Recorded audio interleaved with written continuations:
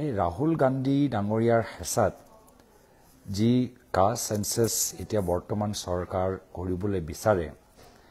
হেয়া লৈ অসমৰ ওপৰত কি প্ৰভাৱ পৰিব মই এই বিষয়ত মোৰ এটা দুটা মনলৈ কথা আহিছিল যিখিনি কথা মই আপোনাৰ সন্মুখত দাঙি ধৰিবলৈ বিচাৰো মই দুটা কথা মাজে মাজে মানুহক কওঁ যে কাষ্ট সেন্সাস আমাৰ অসমৰ মানুহৰ কাৰণে যথেষ্ট সুবিধাজনক হ'ব আৰু ইয়াৰ তিনিটা ডাঙৰ কাৰণ আছে প্ৰথম কাৰণটো হ'ল যে সকলোৱে জানে যে অসমৰ ৬টা জনগোষ্ঠী আহোম মৰাণ মটক কোচ ৰাজবংশী চুতীয়া আদিবাসী এই ৬টা জনগোষ্ঠী বহু দিনৰ পৰা এটা দাবী আছিল যে তেওঁলোকৰ জনজাতিকৰণ হ'ব লাগে আৰু এই সম্পৰ্কত আমাৰ কংগ্ৰেছ ফলৰ পৰা সম্পূৰ্ণভাৱে সমৰ্থন আছে কিন্তু বৰ্তমান যি চৰকাৰ দিল্লীত আছে তেওঁলোকৰ প্ৰায় 11 বছৰ হৈ গ'ল আৰু ইয়াতো আমি অসমৰ ভিতৰত দেখা পাইছো যে প্ৰায় 9 বছৰ তেওঁলোকৰ সম্পূৰ্ণ হ'ল কিন্তু এই ক্ষেত্ৰত যিমান আগবাঢ়ি যাব লাগে কামখিনি আগবাঢ়ি যোৱা নাই ক'বাত কামখিনি ফচি আছে এটা সময়ত এটা বিল আহিছিল কিন্তু সেই বিল পৰি থাকিলে তাৰ ওপৰত একো বিল নহল আৰু মই ইমান মুকে দুখ লাগে যে আমাৰ পাৰ্লামেণ্টত কিমান বাৰ বিভিন্ন ৰাজ্যত বিভিন্ন সম্প্ৰদায়ক জনজাতিকৰণৰ সম্পৰ্কত বিল আহিছে বৰ্তমান কেন্দ্ৰ চৰকাৰে বিভিন্ন ৰাজ্যত বিভিন্ন জনগোষ্ঠীক জনজাতিকৰণ কৰিছে আৰু তেতিয়াই এসটি বিল আহে মই সদায় চাওঁ বিলটো খুলি চাওঁ কি ইয়াত আমাৰ অসমৰ ৬টা জনগোষ্ঠী নাম উল্লেখ আছে নে নাই কিন্তু সদায় মই দুখিত যে কেতিয়াবা ওড়িশা ওলায় কেতিয়াবা ঝাৰখণ্ডৰ ওলায় কেতিয়াবা গোৱা কথা এসটি কমিউনিটিজ এসটি ষ্টেটাছ পায় কিন্তু অসমৰ নোলায় কিন্তু মই ভাবো যে আজি এই কাষ্ট সেন্সাস যোগেদি যিখিনি যে আমি ইনফৰমেশ্যন ডাটাবোৰ আমি যে পাম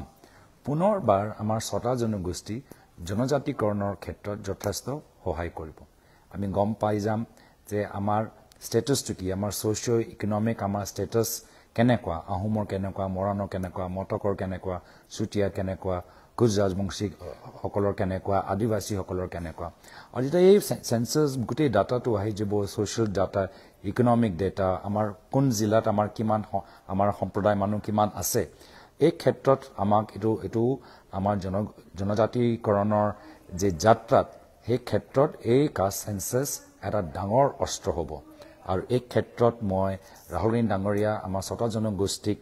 সহায় কৰাৰ ক্ষেত্ৰত মই মোৰ ফলৰ পৰা মই সমৰ্থন জ্ঞাপন কৰিছো কৃতজ্ঞতা জ্ঞাপন কৰিছো আৰু আশা কৰো যে বৰ্তমান চৰকাৰে ৰাজ্য চৰকাৰ যেহেতু এই সেন্সাস তেওঁলোকৰ কামত তেওঁলোকৰ যথেষ্ট ভূমিকা থাকিব তেওঁলোকে বিশেষভাৱে এই ৬টা জনগোষ্ঠীৰ কথা উল্লেখ কৰে যে লগে লগে আমাৰ আদিবাসী চাহ বাগানৰ সমাজৰ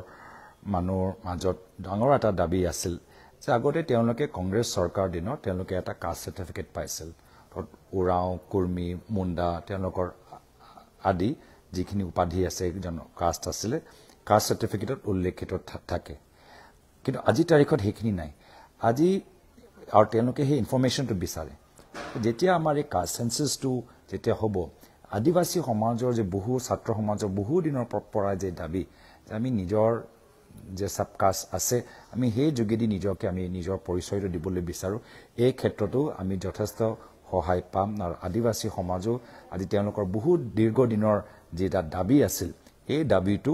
এই কাষ্ট সেন্সাস যোগেদি পূৰণ কৰিব পাৰিব তৃতীয় আমাৰ বিভিন্ন আমাৰ আজি তাৰিখত আমি দেখা পাইছো যে আমাৰ ট্ৰাইবেল কাৰ্বি বহুত আমাৰ প্লেন্স কাৰ্বি মানুহবোৰ আছে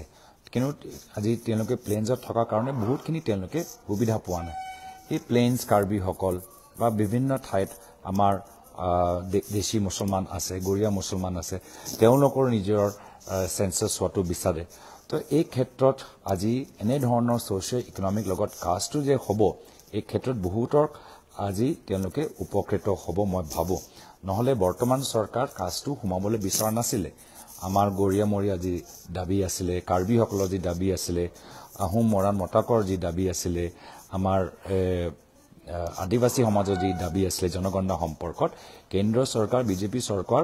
নিবিচাৰিছিল কিমান বাৰ তেওঁলোকে কাষ্ট সেন্সাছৰ বিৰোধিতা কৰিছিল কিমান বাৰ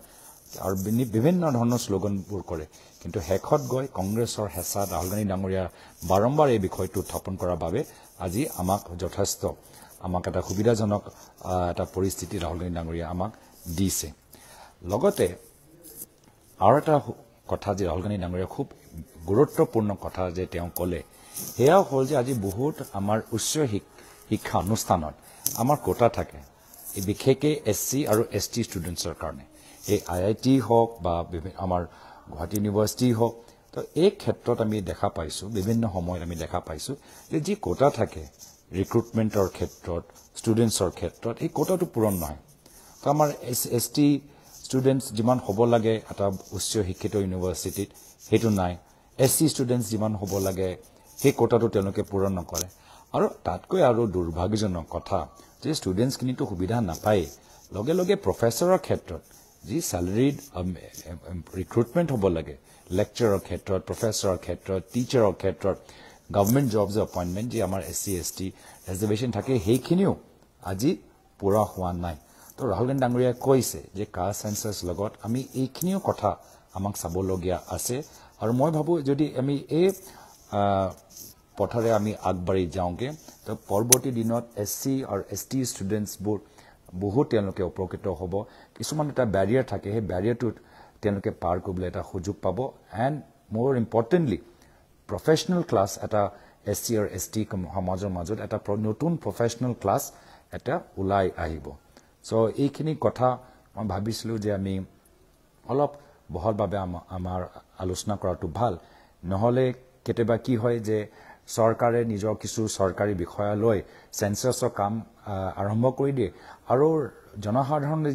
যি মূল দাবী সেইখিনি কথা তেওঁলোকে পাহৰি যায় আৰু যাৰ ফলত যদি সেন্সাছটোৱে যদি ফৰ্মটোৱে তেওঁলোকে ভালকৈ নবনায় তেতিয়া এইখিনি যে তথ্য যে আমাক লাগে যি পৰৱৰ্তী দিনত আমাক নিজৰ সুবিধা নিজৰ অধিকাৰ পাবলৈ আমাক সহায় কৰিব এটা অস্ত্ৰৰ দৰে আমাক ডাঙৰ ৰাজনৈতিক অস্ত্ৰ হ'ব আমি সেই অস্ত্ৰটো ভালদৰে আমি ব্যৱহাৰ কৰিব নোৱাৰিম তো বহুত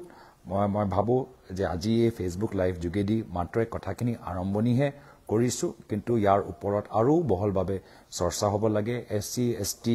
আমাৰ বিভিন্ন ছটা জনগোষ্ঠী গৰীয়া মৰীয়া বিভিন্ন সংগঠনক মানুহবোৰ মাতি আনি তেওঁলোকক সুধিব লাগে যে সেন্সাছৰ ভিতৰত আপোনালোকৰ যে যি তথ্য সুবিধাজনক হ'ব কি সেই তথ্যবোৰ আছে আমি কেনেকৈ সেন্সাছৰ ভিতৰত সোমাব পাৰোঁ মই মোৰ ফালৰ পৰা মই পৰামৰ্শ দিছোঁ ৰাজ্য চৰকাৰলৈ যে সেন্সাছৰ ক্ষেত্ৰত কাষ্ট সেন্সাছ ৰাহুল গান্ধী ডাঙৰীয়াৰ নেতৃত্বত যে আজি গোটেই আন্দোলনটো হৈছে আৰু যাৰ ফলত কেন্দ্ৰ চৰকাৰ বাধ্য হৈ গৈছে আজি এই কাষ্ট সেন্সাছৰ প্ৰক্ৰিয়াত আমাৰ বিভিন্ন জনগোষ্ঠী জনজাতিক অপজিশ্যন পাৰ্টি তেওঁলোকে এটা ভাল ডেম'ক্ৰেটিক এণ্ড চাইণ্টিফিক এক্সাৰচাইজ কৰক ডেম'ক্ৰেচি আমাৰ সমাজৰ কাৰণে ভাল কোনো এজন বিশেষ ব্যক্তিৰ ওচৰত গোটেই ইমান মানে পৃথিৱী বুদ্ধিত নাই আৰু যদি কোনোবা ভাবে যে হয়তো তেওঁলোকৰ অহংকাৰ আৰু আমাৰ ইতিহাসে শিকাইছে যে অহংকাৰ মানুহৰ পতনৰ মূল কাৰণ হয় তো সেইকাৰণে মই আশা কৰোঁ যে ৰাজ্য চৰকাৰ লোকতান্ত্ৰিকভাৱে চাইণ্টিফিকভাৱে বিভিন্ন আদি আমাৰ জনগোষ্ঠী জনজাতিক মাতি আনি তেওঁলোকৰ পৰা পৰামৰ্শ লওক আৰু আমাৰ বিৰোধী দলসকলৰ লগতো আলোচনা কৰক তো এইখিনি কথা আজি মই ভাবিছিলোঁ আপোনাৰ সন্মুখত দাঙি ধৰোঁ আৰু পৰৱৰ্তী সময়ত আকৌ লগ পাম এতিয়া মোৰ ফ্লাইটটো আহিছে তো মই এৰিছোঁ ধন্যবাদ যিকোনো খবৰৰ বাবে যোগাযোগ কৰক 7099017330 লগতে 7099017110 নম্বৰত